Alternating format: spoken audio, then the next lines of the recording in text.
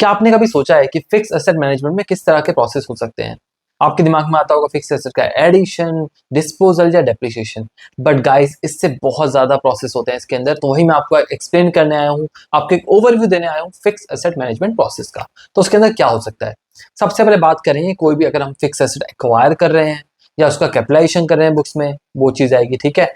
उसका क्लासीफाई करना कि किस तरह की एसेट है, उसके ऊपर क्या यूजफुल लाइफ है, डेप्रिसिएशन क्या रेट होगा, ये चीज करना। फिर उसके बाद एसेट टैगिंग आती है, एसेट का एक प्रॉपर कोड देना, उसको टैग करना। उसके बाद क्या आता है, एक आता है एसेट मॉनिटरिंग। उसमें हम क्या करते हैं, चेक करते हैं एसेट जो हमने ऐड करी है, कैपिटलाइज करी है, वो यूज हो रही है नहीं हो रही है, उसमें कोई प्रिवेंटिव मेंटेनेंस की जरूरत तो नहीं है। ये सब चीजें वहां चेक करते हैं।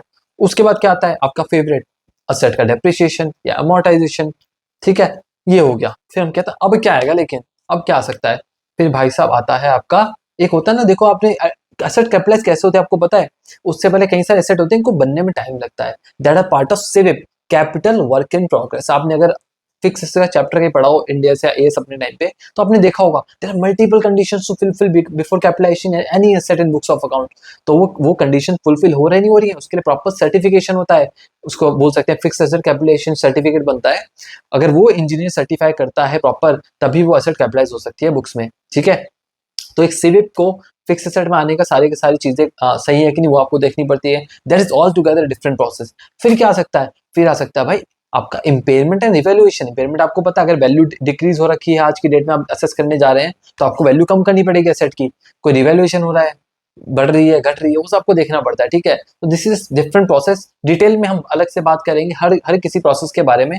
डोंट वरी अबाउट दैट, ठीक है। अभी हम जस्ट गिविंग यू ओवरव्यू। उसके बाद क्या हो सकता है? Physical verification of fix asset, very favourite thing भाई।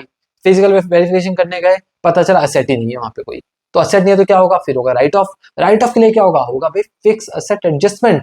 Any kind of adjustment can be there ना, तो fix asset adjustment entry pass करनी पड़ेगी वहां पे। तो that is a different process. उसके बाद क्या आता है? उसके बाद आता है भाई कि फिक्स एसेट का इंश्योरेंस है कि नहीं है, वो तो चेक करोगे ना। So there is another process of fix asset insurance. And कई बार एक चीज आप बोल सकते हो, that is kind of like आपका एक तरह से कंप्लायंस प्रोसेस बोल सकते हो कि एफएआर मेंटेन है कि नहीं, फिक्स एसेट रजिस्टर प्रॉपर, कि आपकी फिक्स एसेट सारी आ रही हो, प्रॉपर क्लासिफिकेशन के साथ आ रही हो, उनकी यूजफुल लाइफ दिखे, उसका ओपनिंग बैलेंस क्या है, एक्यूमुलेटेड डेप्रिसिएशन क्या है, क्लोजिंग बैलेंस क्या है, everything should be there. So this is something where I am just giving you a proper overview of fix asset management process. पसंद है तो क्या करना है, चैनल को सब्सक्राइब कर दो जल्दी से, क्योंकि ऐसी बहुत सारी वीडियो आने वाली है इस पूरे सब प्रोसेस के ऊपर ना। एक एक डिटेल वीडियो आएगी, so don't worry about that दोस्तों, ठीक है। Thanks for watching.